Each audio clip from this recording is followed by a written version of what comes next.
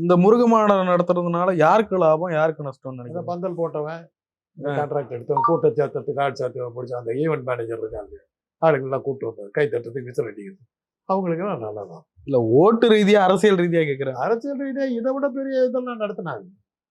71 வருஷத்தில் நடக்காத இதா வரலாறு, மறக்க முடியாத வரலாறு. ராஜாஜி, காமராஜர் 2 பேரும் ஒன்றா சேர்ந்தாங்க. திமுக என்பது சனாதன மனத்துக்கு விரோதிகள் அப்படின்னு சொல்லி இப்போ எலெக்ஷன் வீக்லி தனி ஸ்பெஷல் இஷ்யூ போட்டுச்சு. அது சோங்கர ஆசாமி ஒரு தனி நடத்துகிற பத்திரிகை தனி ஸ்பெஷல் இஷ்யூ தான் போட்டாங்க. அதை வச்சுக்கிட்டு பெரிய இது கூட்டம்னா கூட்டம். அவங்க பீச்சில் நடத்துகிறாங்க, ராஜாஜி காமராஜன் சேர்ந்து பேசுகிறாங்க. இன்னைக்கு லைட் ஹவுஸ் கிட்ட ஆரம்பிச்சு நாசமாதி வரையில கூட்டம், பீச் ரொம்ப வழியுது.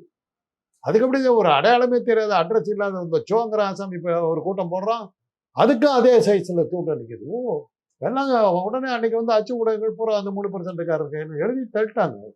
திமுக அழிந்தது, திராவிட இயக்கங்கள் ஒழிந்து போனது, நாசமா ஒழிந்து போனது அப்படின்னு எழுதி தள்ளிட்டாங்க.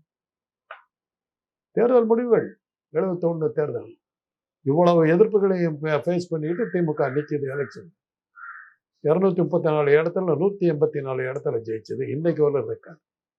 இந்த இதெல்லாம் தூண்டி விட்டு இவ்வளவு பண்ணி காமராஜர், ராஜாஜி போன்ற பெரிய தலைகள்லாம் ஒன்னா சேர்ந்து திமுக எதிர்த்த போது திமுக கிடைத்த வெற்றி 234 சட்டமன்ற தொகுதிகளில் 184 இடங்களில் வெற்றி.